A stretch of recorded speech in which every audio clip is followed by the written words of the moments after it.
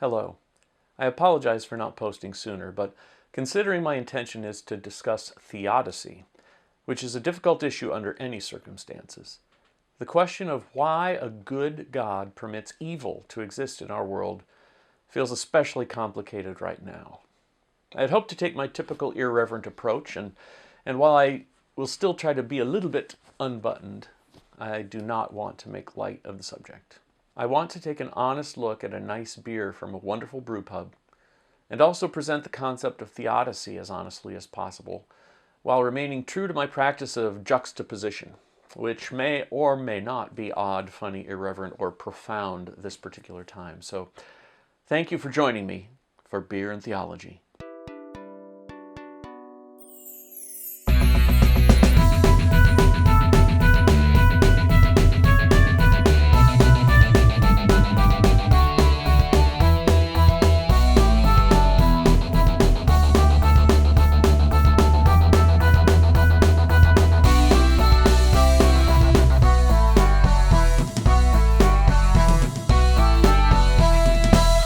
Hello, and welcome to Beer and Theology.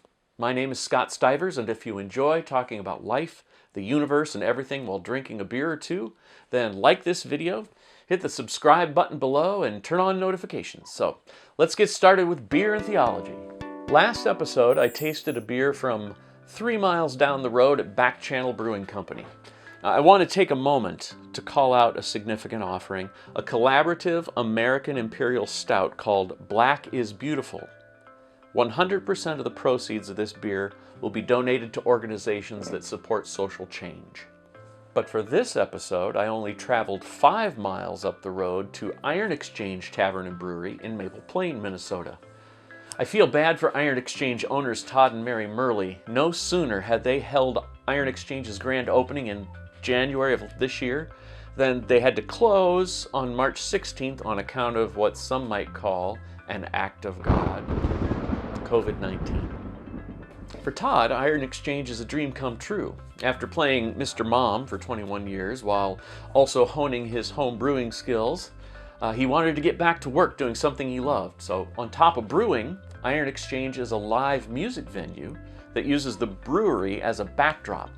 And the food's great.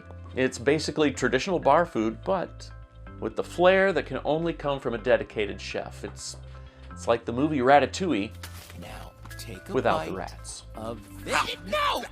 Luckily, my wife and I were able to have dinner there once before we had to shelter in place and maintain our social distance.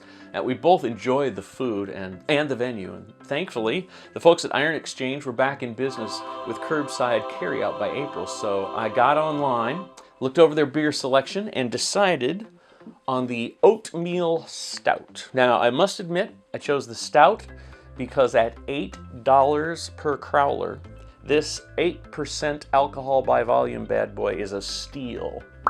Steel? Get it? Steel? Iron? Steel? Elsewhere, equally powerful beers can cost up to $12 per crowler. So, let's give this bargain a go. No highfalutin fancy name for this beer, no siree. No, it's just Oatmeal Stout. Now, the addition of adjunct grains to beer can be an excuse for ridicule. As you probably know, most beers are made of barley, hops, yeast, and water, and that's it. And I've made fun of Bud Light for using rice. But, to be fair, adjunct grains have been used to add nutrition, to stretch the barley supplies, or simply add flavors. And oatmeal enhances a beer on several levels. It's not just for breakfast anymore. Oatmeal Stout is fuller than a traditional dry stout. It's a little less potent than an Imperial Stout, but it is still complex, rich, and refreshing. Iron Exchange's Oatmeal Stout is a perfect example of the style. First, as I mentioned, it's an excellent value for the price. It pours a deep brown body and dark walnut head that cascades down the glass. So, I tell you, no light passes through this brew, but it is clarified insofar as if I could see through here, I wouldn't probably see any microscopic bits. Sorry, guys. The smell is very sweet. I detect vanilla and maybe plum. So let's take a sip.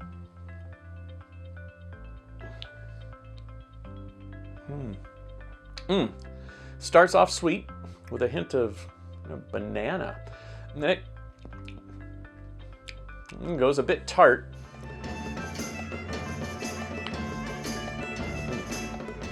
Finishes toasty.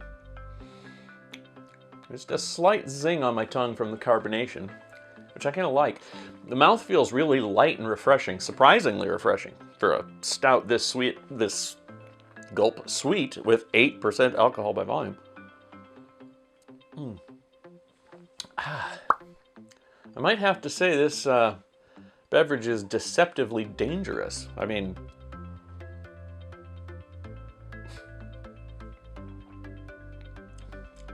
it would be way too easy to drink way too much. So deceptively dangerous, in fact, one might be tempted to call this beer an agent of evil. That brings us to our buzzword of the day, which is Theodicy. Now, as I mentioned in the intro, Theodicy, which is the attempt to justify why a perfectly good and all-knowing God would let evil like me spilling beer on myself be in the world. Anyway, it's a sticky issue under any circumstances, but in 2020, which has been hot mess inside a dumpster fire, inside a train wreck. It seems even more difficult. I mean, how can anyone make the case that God is all-knowing and all-loving in the face of, where should I begin? COVID-19, social unrest over racism, wildfires in California, a derecho in Iowa, where I'm from, economic recession, murder hornets. I'm just going to stop there. There are a lot of people who've given up on religion altogether precisely because they can't fathom how a good God could permit such things. And to be totally honest, I have read and read and read on the subject, and I can't pretend to have a totally satisfying answer. Even the author Rachel Held Evans concedes, in short, when it comes to the nature of suffering and blessing, the Bible does not speak with a single voice. There is not a biblical view of theodicy. There are biblical views of theodicy. And the people who wrote and assembled Scripture seem perfectly fine with that unresolved tension. And that is why I like beer with my theology. It eases some of that unresolved tension and makes me a lot less self-conscious about the shortcomings of my logic. So, bottoms up.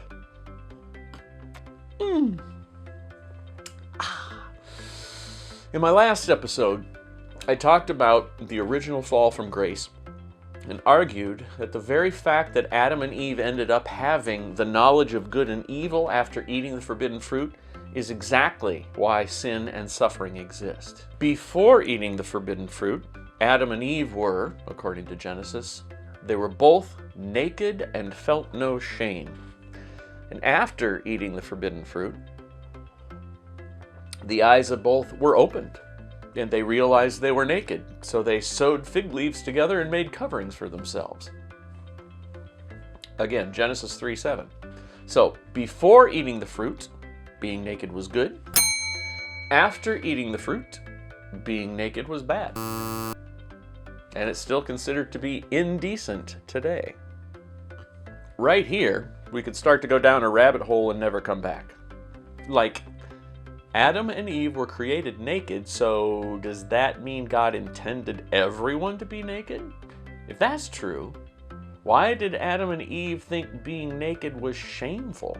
But if having the knowledge of good and evil, something that God already had, resulted in Adam and Eve thinking nakedness was shameful, does that mean God also thought nakedness was shameful and just chose not to tell Adam and Eve or make clothes for them? Okay, I need a big swig before I say this. Maybe some of what we consider evil in the world is not actually evil. We just call it evil because it freaks us out. Now, I'm not denying that real evil exists. I'm not denying that tragedy exists. But what I am suggesting is one possible answer to the problem of what is often called natural evil, which I'm beginning to think this unbelievably big beer may be. Now, before I go any further, I want to be absolutely clear that pain and suffering exist, and they are tragic. Human suffering sucks.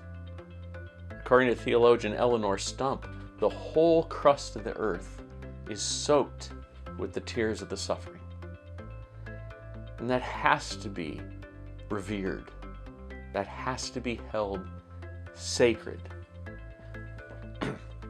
We are given the empathy to care for one another when tragedy strikes, and frankly, God commands us to use it. Having said that, I am suggesting that what we call natural evil is not evil at all. It's only natural.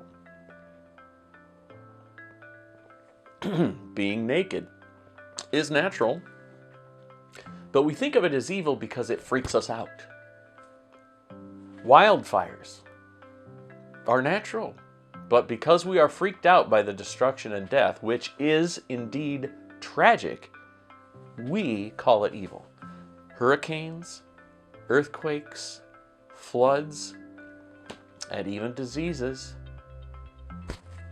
are natural. They are also tragic.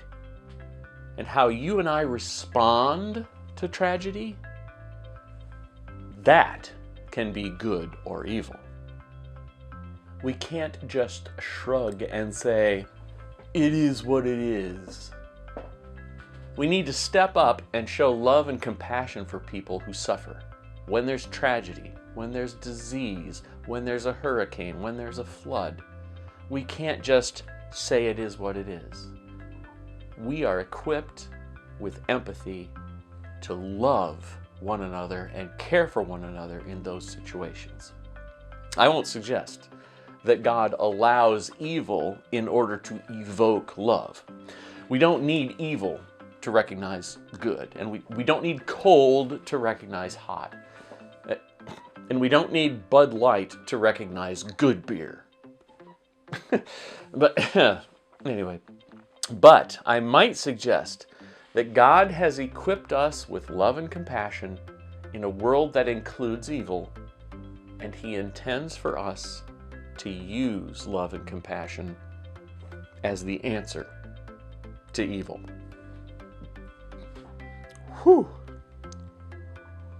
Maybe I shouldn't have gone here in such a short video. This is a huge subject, and good grief, this stuff is good. Yeah. I'm not saying we can't do anything about natural disasters. In fact, I believe climate change is a result of human negligence and evil. That's right, climate change, result of human negligence and evil. And it's made natural disasters worse. In Genesis 1:27, we read that God told people, "Be fruitful and increase in number, fill the earth and subdue it, and rule over the fish, and the sea, and the birds of the air, and over every living creature that moves on the ground." God gave us a world to care for, and so far I have to say, we kind of suck at it. We have the ability to combat climate change, for example. The question is whether or not we have the will to do it. Which leads to one of the most prominent justifications for why God allows evil: the free will defense. This position argues that the best of all possible worlds that God could have created or could create in any timeline, to get Star Trekian on you, the best of all possible worlds that God could ever have created is one in which we have free will.